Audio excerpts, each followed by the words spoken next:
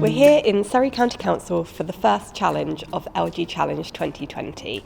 Surrey has set the target of being carbon net neutral by 2050, and the teams have been set a challenge to come up with innovative solutions to help tackle the climate crisis. So our challenge to contestants is: how can Surrey County Council help to mitigate the effects of climate change linked to land use, that's Group A, and consumer habits, and that's Group B. We're just taking every opportunity to learn from the people that we're being presented to, and then we're all going to come back together, create kind of a list of ideas and really think about how creative we can be and how different we can be in this challenge, but then structure it down quite quickly so that we can give each of those ideas the time it needs to really develop.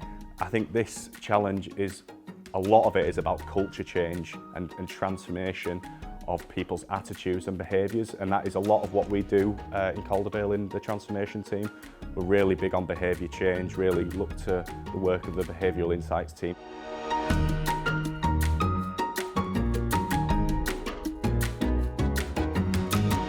In Surrey, there is a big appetite from the people that live here to actually live in this zero waste, organic, low carbon emission way. He's got loads of ideas of local sustainable things that he'd like to set up, but the barriers were potentially money, getting the foot in the door, starting it up, business rates, and it was that upfront cost that they were struggling with. We went out and visited a farm, and one of the things we were thinking about is how can we upscale this, have it elsewhere, what issues do they have, and what can the council do. It's an area that we're sort of grappling with ourselves. Land use and food systems isn't typically an area where we may have informed policy on.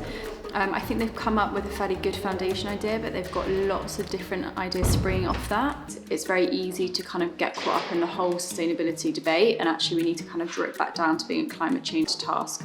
We're midway through day 2, and Team Resilience have just been in a roundtable session with experts around land use. It was a really rich conversation, and the team led the conversation really well, ably by Zoe Galvin, who chaired the meeting. They got lots of information out of that, and they're now looking to how they're going to implement that information into their presentation and paper, which they need to submit in the next 2 hours. My team has been working really well. I think some of them have been quite quiet. Some of them are really learning an area of local government they knew little about before, and some have shown some really strong leadership skills. It's been really fascinating to watch them. We need to make sure that we really connect with those existing communities, those projects that are already working. Let's make sure that we listen to them about the challenges and work with them about how we can improve those structures. How can it be scalable? How can we do more with that? How can we help them to overcome the challenges? Certainly including sourcing of that land. But most importantly, how do we get the communities involved? I think that's the real benefit of this project, is we've got the opportunity to actually do something really good for our communities, as well as contributing to that CO2 target. So this is our brand, and I know everyone in this room will have seen a lot of shiny brands in local government before. However, this is the brand which sits in front of actually a new relationship between the local authority and businesses. It's actually going to be used as a nudge tool. We're going to inform people about what this means through education, but also implement it on businesses' packaging, on their products, so that when people are shopping, they will be able to see this lovely brand, have an informed knowledge about what it means, and then have a choice, classic nudge theory, about which decision they should make based on education. I think 2 great projects that we'll look at in more detail, but I think from the projects that we've been presented with today, the winner will be Trailblazers. It's been fantastic having the LG Challenge with us here in Surrey.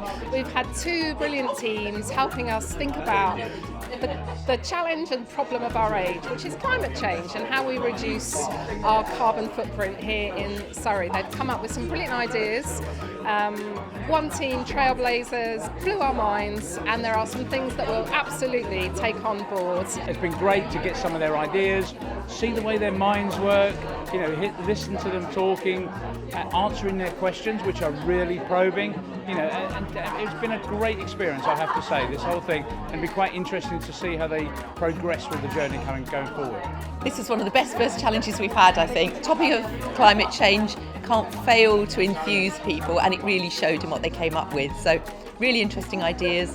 I really hope that some of those will be of use to Surrey. I think they will.